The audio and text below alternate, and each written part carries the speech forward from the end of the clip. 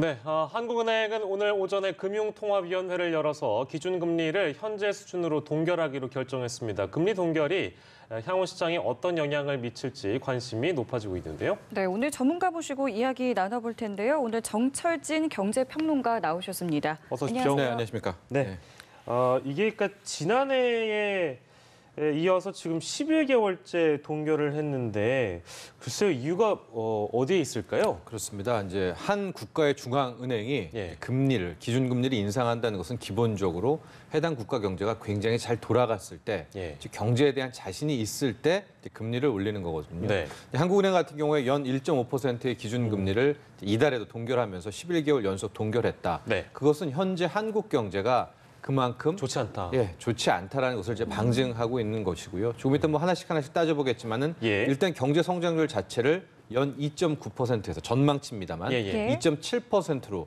0.2%포인트 이건 상당히 큰 폭의 하향 조정입니다. 예. 이렇게 경제 성장 전망은 떨어뜨리면서 네. 금리를 올린다는 것은 실은 이제 맞지가 않죠. 그러니까 아마도 이 침체되고 있는 경기, 특히 고용 지표 같은 경우에도 뭐 기존에 신규 취업자 증가 폭을 18만 명 예상했다가 네네네. 거의 반토막 9만 명으로 이제 완전히 하향 조정을 했거든요. 예. 이런 상황에서 금리 인상은 역시 부담이 됐겠다라고 네. 판단해 볼 수 있습니다. 예, 자 이렇게 금리를 동결하면서 미국과의 금리 격차는 0.75%포인트를 유지하게 됐습니다. 여기에 대해서 우려의 목소리도 계속 나오고 있는 상황이잖아요. 그렇습니다. 이제 한국은행이 금리를 인상한다. 앞서 말한 첫 번째 조건은 경제가 잘 돌아갈 때 인플레이션도 나오고 막 화랑일 때가 있고요. 우리나라 같이 이제 원화를 쓰고 있는 이런 국가에서는 예. 자국 통화를 보호를 위해서도, 그러니까 통화 가치의 보호를 위해서도 실은 금리 통화 정책을 사용하게 되는데 예. 현재 문제는 이제 미국의 기준 금리가 최대가 연 2.25%입니다.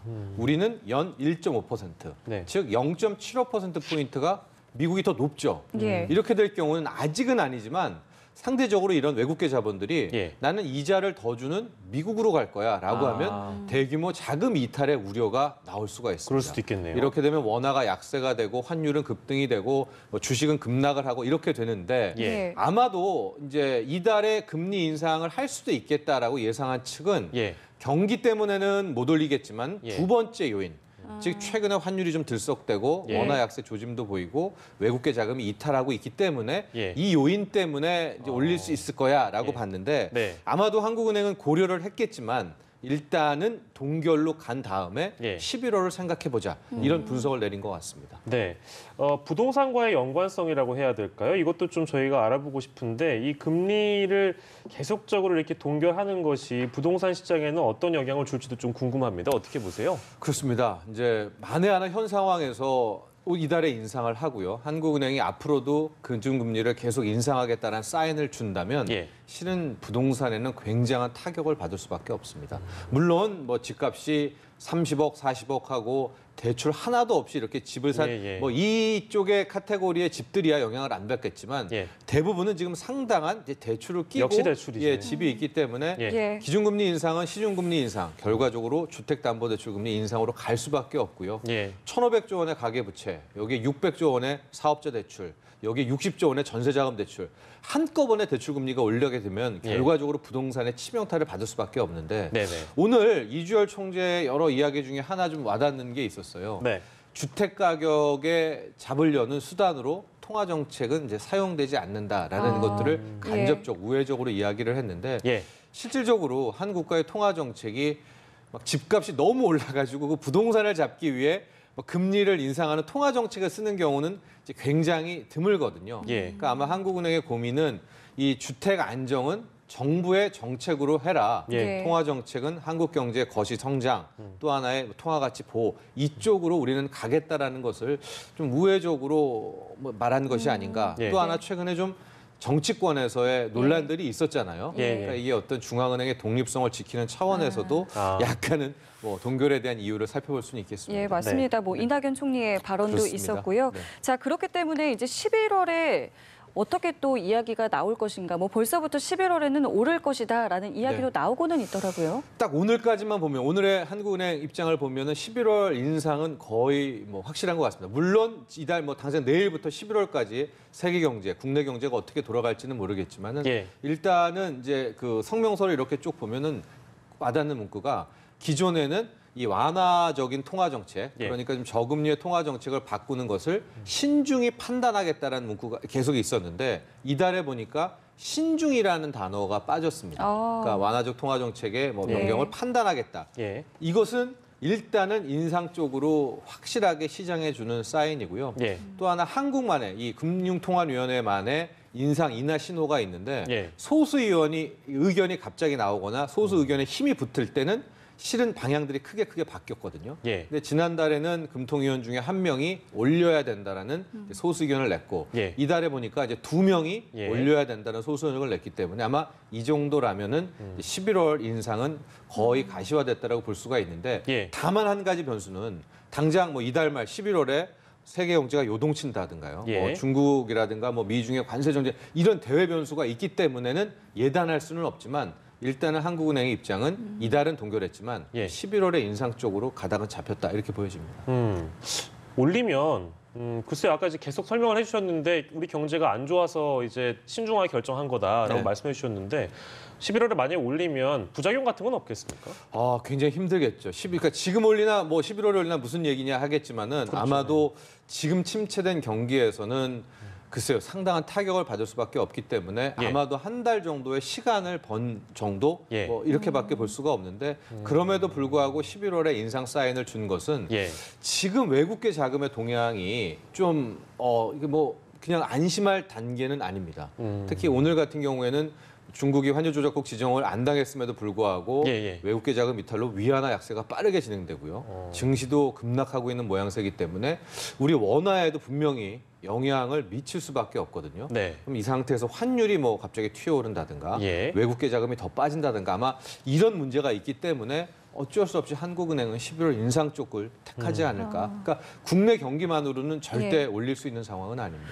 또 미국도 이제 연내에 추가 금리 인상 가능성을 시사한 부분도 혹시 좀 영향을 줄 수 있는 건가요? 그렇죠. 만에 하나 우리가 11월까지도 안 올렸는데 현재 12월에는 연준은 미국의 중앙은행 연준은 올린다고 말하지 않았었습니까? 그러면 우리가 못 올린 채로 1%포인트나 미국이 더 벌어진 채로 예. 2019년으로 넘어간다. 예. 그렇게 될 경우에는 오히려 더 금융시장에 악영향이 있기 때문에 미리 한번 11월에 올려놓는 뭐 그런 쪽도 생각이 가능합니다. 예. 아까 짧게 이제 이 주제 마무리하기 전에 아까 성장률 전망치를 0.2% 그러니까 2.9에서 2.7로 낮추기도 했다고 말씀해 주셨잖아요. 네. 근데 이게 이제 굉장히 이게 큰 대단한 일이라고 말씀해 주셨는데 이게 얼마나 그러니까 이거에 대한 어떤 의미라고 해야 될까요? 좀 짚고 하겠습니다. 그러니까 원래 2.9%도 한 번 성장 전망치를 낮춘 거거든요. 예. 그런데 연 2.9%를 연 2.7%. 예. IMF가 했던 것보다도 더 낮게 잡은 그렇게 것이고요. 좋지 예. 않은 건가요? 실제로 기획재정부나 한국은행은 그러니까 민간 경제기관에 비해서는 조금 더 후하게 준다는 것이 이제 통념입니다. 예. 즉 한국 경제 성장률한테 좀 더 신뢰와 믿음을 주는 거거든요. 예. 즉 민간은 더 짜게 주는 편인데 네네. 한국은행에서 올해 경제 성장률 연 2.7%를 줬다라면 네. 민간은 거의 한 2.4%, 2.5%까지도 가능하니까 예. 글쎄요 올해 한국 경제가 완전히 지금 하반기에는 힘들어진다는 것의 방증이기도 하고 예. 이게 거의 5년, 6년 만에 최저 성장치일 겁니다. 네네네. 그렇기 때문에 일단은 경제 성장 자체는 빨간불이 들어왔고 아마 예. 이 부담 때문에 낮춰놓고 금리를 올릴 수는 없는 일 아니겠습니까? 네네. 이런 것들이 동결의 원인인 것 같습니다. IMF 얘기를 하시니까 체감이 확 되는 것 같습니다. 예, 저희 개념부터 좀 짚고 가겠습니다. 일단 카카오 카풀이 무엇인가 이 부분인데요. 아마 이제 공유 경제라는 이름 많이 들어보셨을 거고요. 네. 공유 차량, 공유 숙박 이런 것들 많이 들어보셨을 겁니다. 네네네. 이제 그런 사업 비즈니스 모델 중에 하나인데요. 일단 예. 카카오의 카풀 서비스는 출퇴근 시간대 예. 카풀을 하겠다라는 겁니다.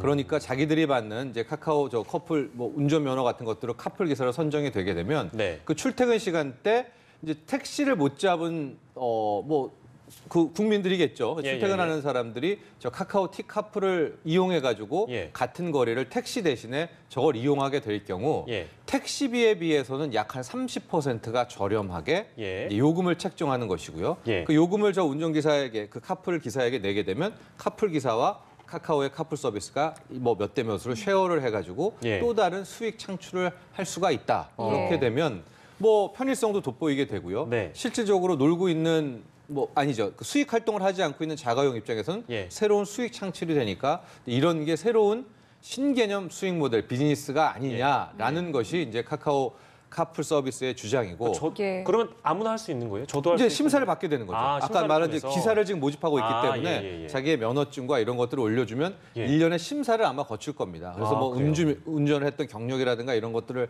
예. 다 걸러내고 아마 하게 될 것 같은데 네네네. 이렇게 될 경우에 이제 택시 업계에서는 생존권에 대한 문제를 제기하고 예. 있는 것이죠. 네네. 지금은 출퇴근이겠지만은 이것이 전반적으로 커지게 될 경우에는 예. 아예 택시 업계가 죽을 수밖에 없기 때문에 이제 예. 강력 반발하면서 오늘 이제 하루 이제 파업에 돌아서게 된 겁니다. 예, 네네네. 지금 말씀하신 것처럼 택시업계는 뭐 생존권을 비롯해서 뭐 여러 가지 이유로 반대를 하고 있는데요. 저희가 그 목소리를 좀 담아왔는데요. 함께 보고 이야기 나눠보겠습니다. 네.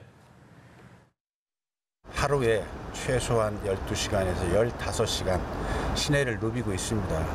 그렇게 일을 하면서도 200만 원 전후 수준밖에는 되질 않습니다. 그런 상황에서 자가용 영업 행위를 허용한다.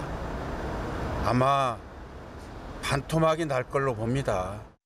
예, 법인 택시까지 하면 26만으로 알고 있습니다. 그러면은 가족까지 한다면 약 100만 명 정도가 몇 대기업한테 이 카풀이라는 부분을 열어서 서민을 죽이는 이런 정책을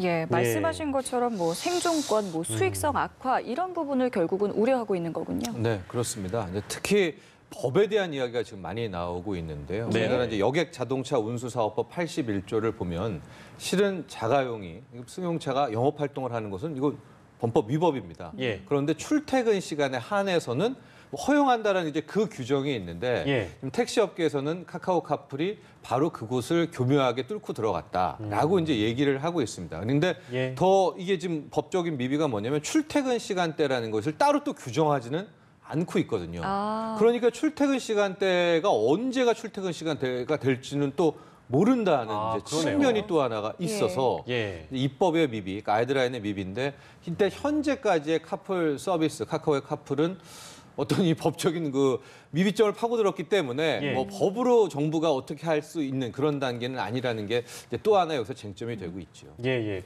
그 흔히 이제 카카오 택시라는 이 택시 호출 서비스가 있었기 때문에 시장에 긍정적인 효과를 준 적이 있어서 이 카카오 카풀에 대해서 이쪽 이제 입장도 저희가 좀 들어봐야 돼서요.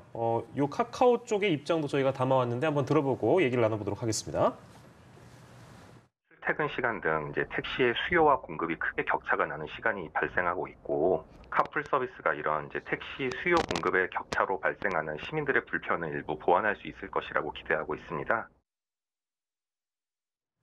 예, 듣고 왔는데요. 어떻게 보셨습니까?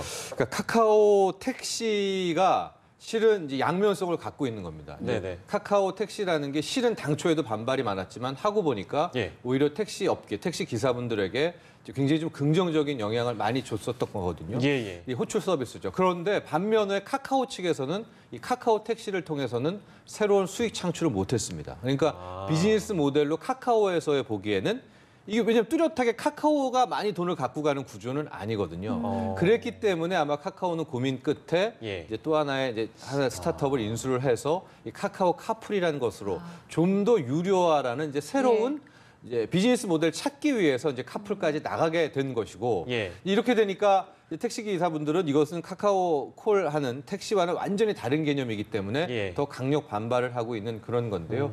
오늘 조금 이따가 뭐 또 얘기는 하겠지만은 카카오 측은 이제 해명을 어떻게 했냐면 이미 카카오 택시를 통해서 많은 데이터 분석이 있지 않느냐. 예, 예. 그래서 자기들이 지금 생각하고 있는 방침은 그 데이터 분석을 통해서 카카오 택시를 하다가 예. 못 잡은 그 물량을 자기네들이 정교하게 분석을 해서 예. 그 고객에 한해서 이제 카풀로 유도하겠다라고 계속해서 말하고 있는데 예.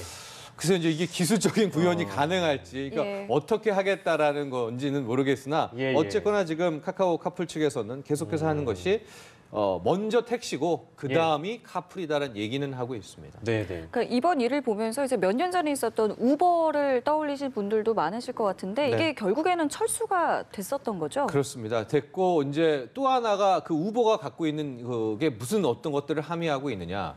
이게 기존의 과거 수익 모델 비즈니스와 예. 우리가 생각하는 4차 산업의 뭐 새로운 뭐 수익 모델 비즈니스와의 하나의 이 전환점에 있는 그런 것들의 뭐 아이콘 상징일 수도 있는데 예. 실은 이런 뭐 우버도 그랬었고요. 우리의 이제 카카오 택시, 카카오 카풀도 그랬는데 이게 새로운 비즈니스 모델 창출하면 기존에 있던 산업에 굉장히 악영향을 주게 되거든요. 네. 그럼 이제 기존에는 마치 옛날 뭐 산업혁명 때 기계가 나오면서 막 노동자들이 러다이트 운동 뭐 기계 부수듯이 이런 충돌이 이제 계속 나오게 되니까 예. 이런 것들이 극단적으로 가기 전에 막으려면 글쎄요 뭐 상생에 대한 이야기도 나오겠지만 좀 더 명확한 가이드라인이라든가 예. 고사하게 되는 또 지금 타격을 입게 되는 기존 비즈니스를 또 어떻게 떠안을 것이 될까 예. 이런 것들의 고민이 이제 계속해서 나올 수밖에 없겠습니다. 진짜 쉽지 않네요. 근데 이제 한쪽에서는 이런 목소리도 나올 것 같습니다. 이런 어떤 공유 경제, 공유 시장에 대해서 우리나라가 못 따라가고 있는 게 아니냐. 그래도 시대에 발맞춰서 좀 더 규제가 있다면 규제를 좀 풀어주고 이런 새로운 시장들을 정부가 좀 나서서 개척을 해야 되는 거 아니냐. 이런 목소리도 나올 법한데 그건 어떻게 보십니까? 그게 이제 딜레마인데요. 뭐 대표적인 게 최근에 있었던 물론 통과는 됐지만 인터넷 전문은행 뭐 특례법 같은 거 아니겠습니까? 예, 예. 그런 것들이 있어서 은산분리라는 게 굉장히 중요한 원칙이기도 하죠. 근데 은산분리가 있기 때문에 우리는 상대적으로 뭐 중국의 간편 결제라든가 이런 시장에 비해 턱없이 이제 뒤처지게 된단 말입니다. 예. 그러니까 인터넷 전문은행을 허용하면서 관련해서 은산분리라는 규제를 풀어야 되는데 그 규제를 풀면 예. 또 앞으로 다가올 또 어마어마한 역효과가 걱정이 되고 예. 이제 그런 어떤 것들에 대한 고민들이 계속 나올 수밖에 없는데 이제는 우리가 좀 방향성을 명확해야 될 필요가 있다. 예. 만에 하나 정말로 새로운 신규 비즈니스 창출, 4차 산업혁명의 새로운 지점을 향해 가려면 예. 낡은 규제들은 하나씩 풀면서 그 역효과들을 다시 처리할 수 있는 새로운 것들을 보완을 해야지 예. 기존의 국법을 가지고선 계속하게 될 경우에는 나아가지도 못하고 우리는 정체하고 있고 반면에 오히려 발전된 외국계들은 들어오는데 우리의 규제는 안 받고 역차별을 받게 된단 예. 말이죠. 그런 예. 것들이 여러 지금 카테고리에서 나오는데 이런 것들은 이제 정부가 한번 예. 정확한 방향성을 설정해야 될 필요가 있겠습니다. 네, 말씀하신 것처럼 뭐 고립되지 않고 좀 네. 보완해서 개정을 해서 상생할 수 있는 방안을 찾아봤으면 좋겠습니다. 저희 지금까지 정철진 경제평론가와 함께 이야기 나눠봤습니다. 고맙습니다. 감사합니다. 고맙습니다.